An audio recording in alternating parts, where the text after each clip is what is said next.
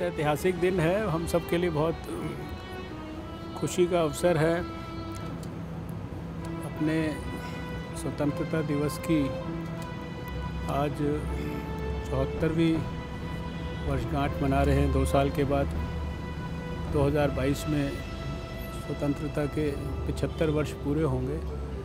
प्रधानमंत्री जी ने बहुत ही ऐतिहासिक भाषण दिया है और विशेष रूप से जो स्वास्थ्य के क्षेत्र के लिए आज से सारे देश के लिए नेशनल डिजिटल हेल्थ मिशन की शुरुआत हो रही है।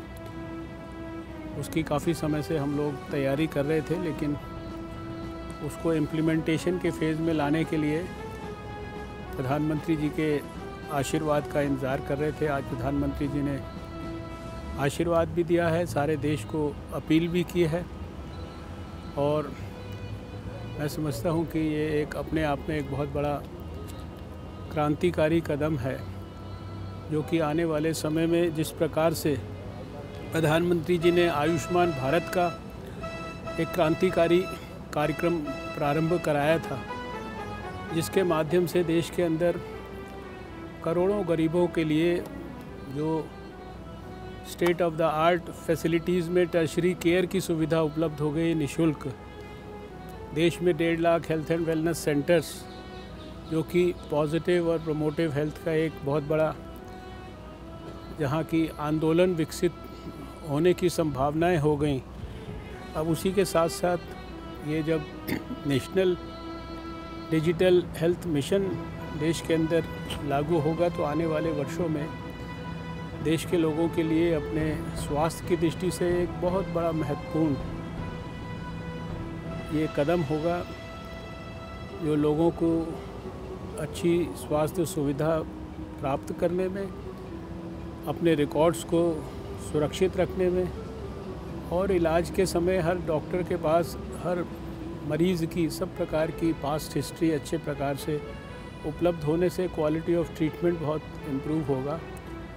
और इतना बड़ा देश का जब डाटा इलेक्ट्रॉनिक तरीके से स्टोर होगा, तो फिर बहुत सारी बीमारियां उनका देश में किस प्रकार से प्रेवलेंस है, किस तरह से उनको प्रिवेंशन करने के लिए क्या क्या और प्रभावी कदम उठाए जा सकते हैं, इन सब विषयों पर बहुत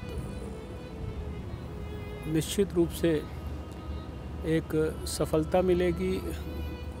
जो इलाज का जो पैमाना है, उसके जो पैरामीटर्स हैं, वो बहुत उनमें गुणात्मक वृद्धि होगी। देश के लोगों को बहुत बहुत बधाई है। प्रधानमंत्री जी ने आज बहुत सारी सब क्षेत्रों के बारे में जानकारियाँ देश को दी हैं, किस प्रकार से हम हर क्षेत्र में आत्मनिर्भरता की तरफ बढ़ रहे हैं, किस प्रकार से हम आत्मनिर्भर कोरोना के तकलीफ़ के बावजूद भी बहुत सारी महत्वपूर्ण उपलब्धियां हासिल करके हुए हैं। ये अपने आप में मैं समझता हूं कि भारत के लोगों के लिए आज बहुत खुशी का अवसर है। मैं सभी देशवासियों को हृदय की गहराइयों से आज के इस अवसर पर बधाई देता हूं। हमारे यहाँ CSIR में भी आज ये स्वतंत्रता दिवस का कार्यक्रम आयोजित किया गया है। CSIR के वैज्ञानिकों ने, हमारे दूसरे वैज्ञानिकों ने भी बहुत सारी विज्ञान के क्षेत्र में उपलब्धियां हासिल की हैं, जिनके माध्यम से लोगों की जो वर्षों की तकलीफ़ है उसको दूर करने का प्रयास हो रहा है। जैसा कि आज वैक्सीन के संदर्भ में भी प्रधानमंत्री जी ने कहा कि कम से कम 3 वैक्सीन कैंडिडेट्स भारत में ऐसे हैं जो क्लिनिकल ट्रायल्स के फेज़ में हैं, और आने वाले समय में जब उनको संपूर्ण सफलता मिलेगी, तो उसके बाद फिर किस प्रकार से हम अपने देशवासियों को कोरोना से सुरक्षित रखने के लिए वैक्सीन का भी प्रयोग कर सकेंगे, इसकी भी जो प्रबल संभावनाएं आने वाले समय के लिए है, उनका भी उल्लेख आज प्रधानमंत्री जी ने किया है।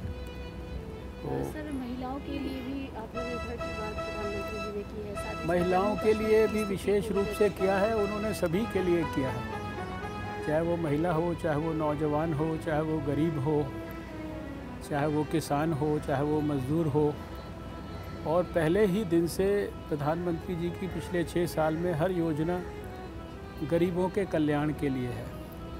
और जिस योजना को भी उन्होंने अपने हाथ में लिया है उसको केवल घोषणा के लिए नहीं, उसको उसके अंजाम तक पहुंचाया है। जब पहला भाषण उन्होंने दिया था लाल किले की प्राचीर से 2014 में, तो फाइनेंशियल इंक्लूजन की बात की थी, जनधन की बात की थी।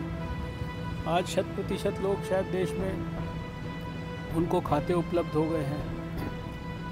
कितनी सारी और योजनाओं को उन्होंने घोषणा की थी। उस समय टॉयलेट्स के बारे में बात किया था, स्वच्छ भारत के बारे में बात किया था। आज करोड़ों टॉयलेट्स देश के अंदर बन गए हैं।